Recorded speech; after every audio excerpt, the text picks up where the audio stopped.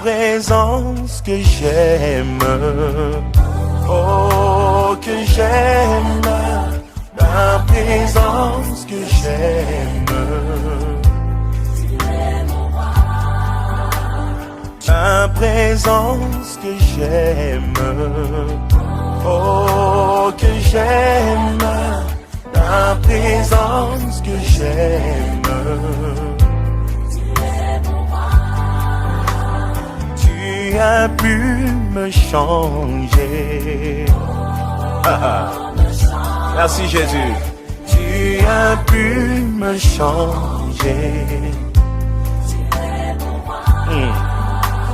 Tu as pu me toucher, oh me toucher, tu as pu me toucher. J'étais perdu au milieu d'une tempête. Tu es venu et tu m'as donné ta main. C'est qui cet homme? Hey my God. C'est Jésus. My God. Encore plus fort. J'étais perdu au milieu d'une tempête. Tu es venu.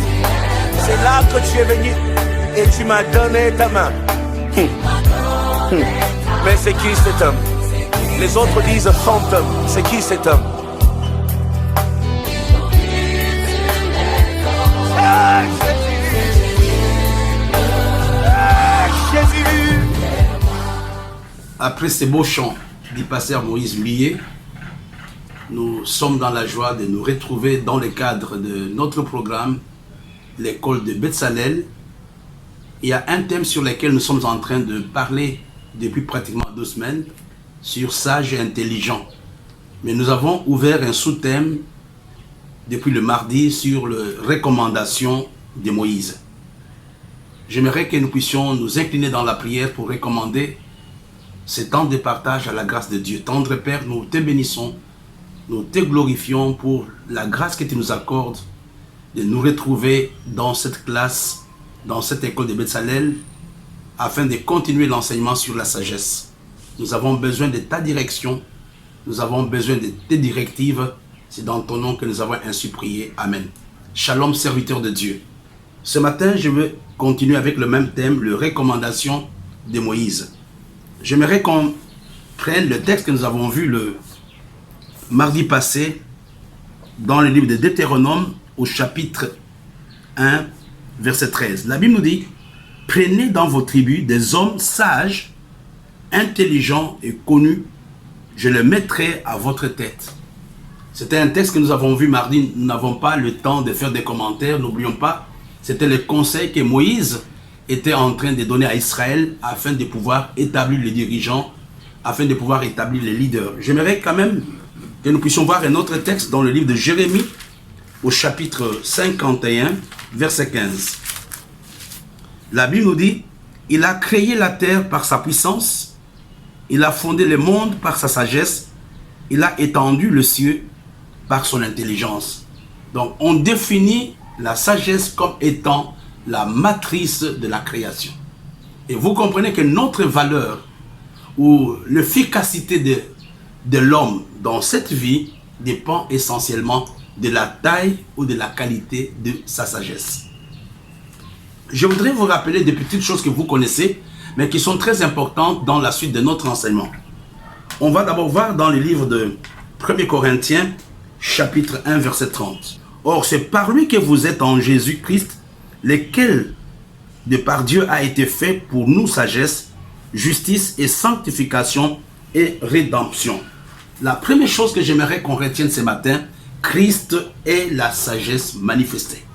Là, c'est la première chose. Christ, Jésus est la sagesse manifestée. C'est important que tu retiennes. Ça peut t'aider à comprendre la suite de notre enseignement. Et le deuxième point, c'est dans le livre d'Éphésiens, chapitre 1, verset 16 à 17. Je ne cesse de rendre grâce pour vous, faisant mention de vous dans mes prières, afin que le Dieu de notre Seigneur, Jésus-Christ, le Père de gloire, vous donne un esprit de sagesse et de révélation dans sa connaissance. Et la deuxième chose que j'aimerais que nous puissions comprendre, la sagesse est un don que Christ a fait à l'Église. Troisième point, dans le livre de Ephésiens chapitre 3, verset 10, afin que les dominations et les autorités dans le lieu céleste connaissent aujourd'hui par l'Église la sagesse infiniment variée de Dieu. Le troisième point qui est très important, l'Église est l'expression de la sagesse variée de Dieu.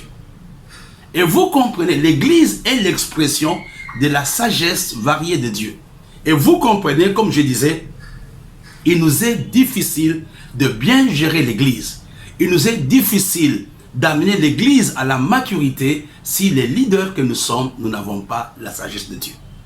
Parce que l'Église, c'est l'expression de la sagesse de Dieu. Le dernier point, c'est dans le livre Corinthiens chapitre 12, verset 8. En effet, à l'un est donné par l'Esprit une parole de sagesse, à un autre une parole de connaissance selon le même esprit. Et nous devons aussi, pour terminer cette parenthèse, considérer la sagesse comme étant le don que le Saint-Esprit fait à l'homme. Je reprends. La première chose, nous avons parlé, la sagesse, Christ est la sagesse manifestée. Nous avons vu cela. Deuxième point, la sagesse est un don que Christ a fait à l'Église. Troisième point, l'Église est l'expression de la sagesse manifestée de Dieu. Et le dernier point, le Saint-Esprit peut faire le don de sagesse à un homme. Là, ce sont des petites parenthèses qui sont très importantes pour que nous ne puissions pas tomber dans le piège. Mais en introduction, j'ai défini la sagesse comme étant la matrice de la création. Nous l'avons vu dans le livre de Jérémie au chapitre 51. Mais la question que nous devons nous poser, parce que bon, à partir de questions que certaines personnes m'ont posées dans mon Messenger, ils ont voulu savoir exactement comment on doit faire pour avoir la sagesse. Et vous allez comprendre pourquoi j'ai commencé par cette petite introduction. La première chose, comme nous l'avons vu il y a quelques temps, un homme peut obtenir la sagesse au travers de la prière. Parce que nous voyons le livre de Jacques qui nous dit dans son premier chapitre, si quelqu'un d'entre vous manque de sagesse, qu'il la demande à Dieu, qui donne à tout simplement et sans reproche, et il lui sera donné. Ici, il y a deux petites choses que j'aimerais vous dire. Un homme peut manquer de sagesse. Mais quand tu réalises que tu manques de sagesse, l'apôtre Jacques nous donne une porte de sortie. Il dit que quand nous manquons de sagesse, nous pouvons obtenir la sagesse au travers de la prière. Et je voudrais t'encourager. Tu vois qu'il y a certaines choses de ta vie qui se détruisent. Il y a des choses que tu n'arrives pas à maîtriser, que ce soit dans l'église, que ce soit dans tes relations de tous les jours, que ce soit dans ton mariage, que ce soit dans l'éducation de tes enfants. Tu peux demander la sagesse à Dieu. Dieu est capable, Dieu est fidèle, Dieu est sérieux dans sa promesse. Dieu est capable de te donner la sagesse. Et une autre voie, un autre moyen par lequel Dieu peut passer pour donner la sagesse à un homme, c'est par la méditation de la parole de Dieu. Comme je vous l'ai dit il y a quelques temps, il nous est difficile d'avoir et de posséder la sagesse de Dieu sans sa parole. Dieu est dans sa parole, Christ est dans sa parole. Au travers de la méditation, par l'écoute de la parole de Dieu, tu peux acquérir la sagesse de Dieu. Et tu comprends que c'est Josué qui le dit que cette parole de la loi ne s'éloigne pas de toi, médite-la jour et nuit, afin que tu réussisses dans tout ce que tu vas entreprendre. Je voudrais t'encourager, tu ne peux pas dissocier la sagesse de Dieu avec la parole de Dieu. Tu ne peux pas dissocier.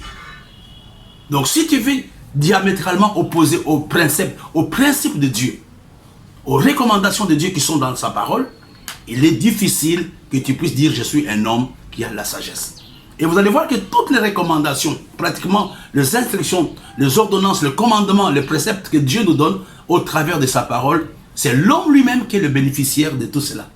Quand vous regardez, quand Dieu dit ne faites pas ceci, ne faites pas cela, ce n'est pas par rapport à Dieu, c'est par rapport à l'homme lui-même. Il y a beaucoup de problèmes que nous avons dans nos vies qui sont une conséquence du fait que nous nous sommes détournés de la sagesse. Quand bien même la sagesse nous appelle, nous nous sommes détournés de la sagesse. Et le troisième moyen par lequel nous pouvons acquérir la sagesse, c'est en étant attentif aux événements de la vie. Quand tu commences à regarder les événements de la vie, quand tu commences à observer tout ce qui se passe autour de toi dans ta propre vie, il y aura accumulation des expériences et tu seras capable d'avoir la sagesse. Je vous dis aujourd'hui, je suis un vieux pasteur. Ça fait quand même une trentaine que je suis dans le ministère. Et vous allez comprendre que j'ai accumulé un certain nombre d'expériences. Je peux aider un jeune pasteur en disant ne fais pas ceci, ne fais pas cela. Il y a des choses que j'ai commis beaucoup d'erreurs. Pourquoi? J'ai manqué de sagesse dans un certain domaine. Mais avec le temps, il y a des choses que je ne peux pas faire aujourd'hui à cause de la sagesse. Donc les expériences de la vie te permettent d'avoir la sagesse.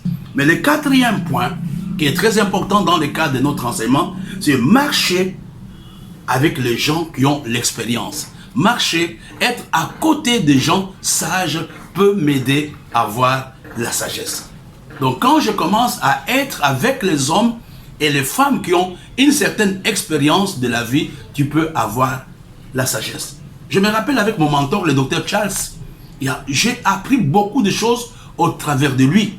Quand nous allons en mission, quand nous sommes... Une fois nous étions dans une ville, il y avait des gens qui sont venus le voir, on l'a accueilli, j'étais avec lui, et à la fin il me dit, écoute, je ne crois pas dans ces relations, je ne crois pas du tout dans tes rapports avec ces gens ne t'aiment pas. Et ça n'a pas manqué. Avant même la fin de la mission, nous avons tiré la conclusion. Mais lui, il avait une expérience que moi, je n'avais pas. Quand il a regardé les hommes, quand il a regardé les discours, il me dit, Floribert, ces gens-là, il faut faire attention. Pourquoi? À cause de l'expérience qu'il avait. Nous pouvons avoir la sagesse en étant à côté des hommes et des femmes qui ont une certaine expérience. C'est parce que Moïse a été à côté de son beau-père Jéthro, comme je l'ai dit mardi, que Moïse a pu avoir le principe, a pu acquérir ce que j'appelle le principe de Jéthro. Moïse, comme je l'ai dit le mardi, ce n'était pas Dieu qui lui avait révélé cela. C'était son beau-père, Reuel, qui était l'ami de Dieu, celui qui va dire, écoute, la façon de gérer l'église, la façon de gérer le troupeau sur lequel tu es établi ne convient pas. Il faut que tu fasses ceci, il faut que tu fasses cela. Je voudrais encourager mes frères et sœurs. Bien sûr, nous avons l'onction. Bien sûr, nous avons l'appel. Mais il y a des gens qui ont commencé ce que tu fais avant toi. Le chemin par lequel tu passes, il y a des gens qui sont passés par là. Et souvent, on dit dans la vie courante que les gens qui courent sur la même piste vont rencontrer le même problème, vont rencontrer les mêmes obstacles. Tu as besoin des gens qui ont commencé la chose dans laquelle tu te trouves avant toi. Ne pense pas que tu es autodidacte. Non, non, moi je n'ai pas besoin que les gens me conseillent. Non, frère. Non, frère, il y a des choses pour lesquelles tu te bats. Il y a des choses pour lesquelles tu demandes la direction divine, mais il y a quelqu'un à côté de toi qui connaît ce que tu dois faire. Qui connaît ce que tu dois faire, qui peut te dire comment gérer ton ministère, qui peut te dire de comment gérer ton mariage, parce que lui est passé par là avant toi. Souvent, j'ai dit, ici au Cameroun, pour faire la médecine, pour avoir les diplômes de médecin, il faut peut-être plus de 5 millions. Plus de 5 millions. Mais la photocopie, c'est combien? C'est juste 10 francs, 5 francs à la photocopie. Il y a des gens qui ont payé le prix pour la sagesse, qui ont payé le prix pour la connaissance que tu es en train de chercher. Mais c'est à toi de te rapprocher de ces gens. Nous allons terminer notre message de ce matin. C'est très important comme conclusion. Vous comprenez pourquoi la sagesse est-elle importante? Je reviendrai là-dessus. La sagesse nous aide, premièrement, à agir comme Dieu. La sagesse nous aide à penser comme Dieu.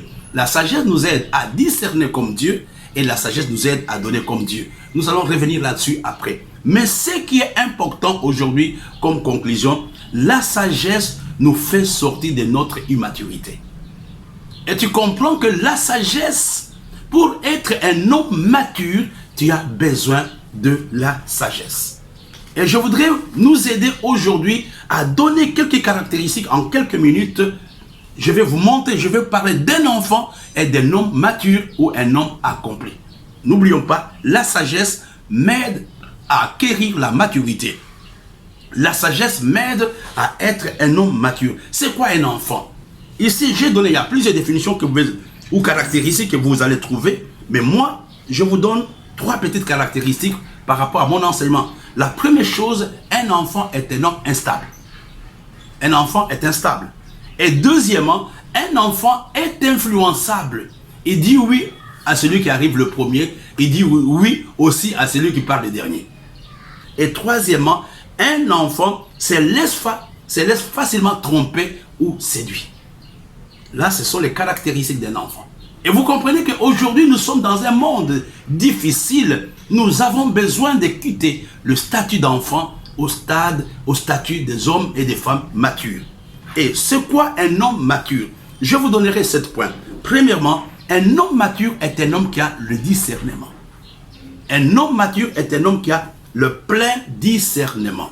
Deuxièmement, un homme mature ne se laisse pas piéger par les apparences. Les enfants se laissent emporter par les apparences.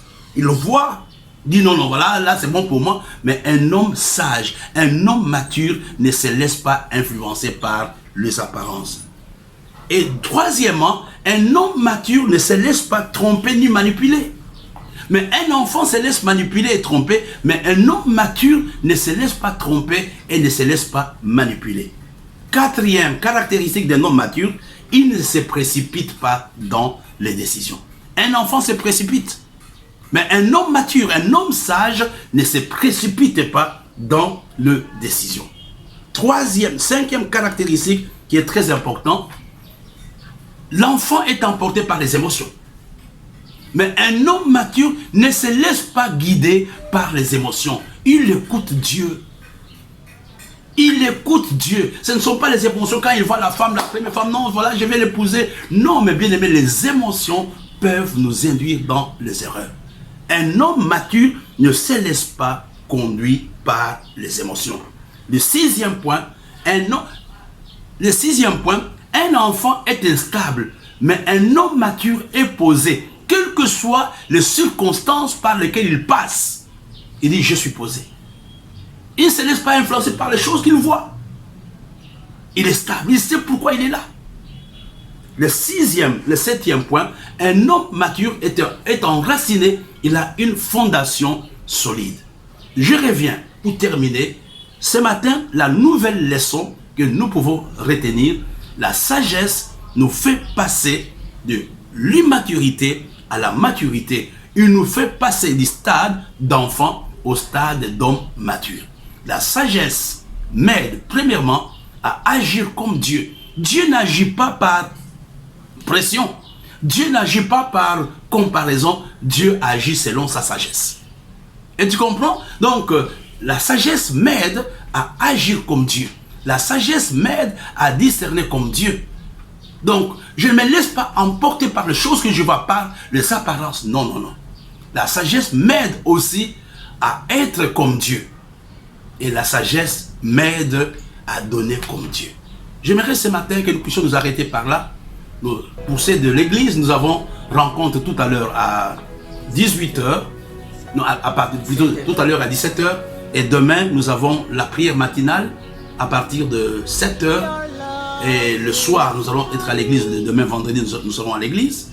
Et n'oublions pas le rendez-vous de samedi, 7h. Nous avons la prière matinale. Et à midi, nous aurons la Sainte Seine dans le cadre de l'opération Gétro. N'oublions pas ce que jeudi, mardi, le livre « Comment gérer la détresse », nous sommes en train de l'apprêter.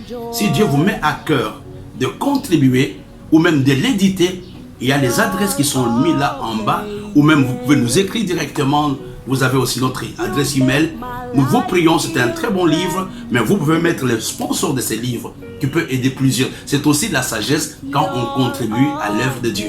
Donc on ne le fait pas pour un caractère abus commercial. Nous voulons seulement aider le corps de Christ, mais nous pouvons, tu peux être partenaire. Nous avons écrit, mais toi tu peux l'éditer et ton nom sera dedans. Que Dieu vous bénisse. Rendez-vous samedi. Too much, excess love, oh. Jesus, you love me too much, oh. Too much, excess love, oh.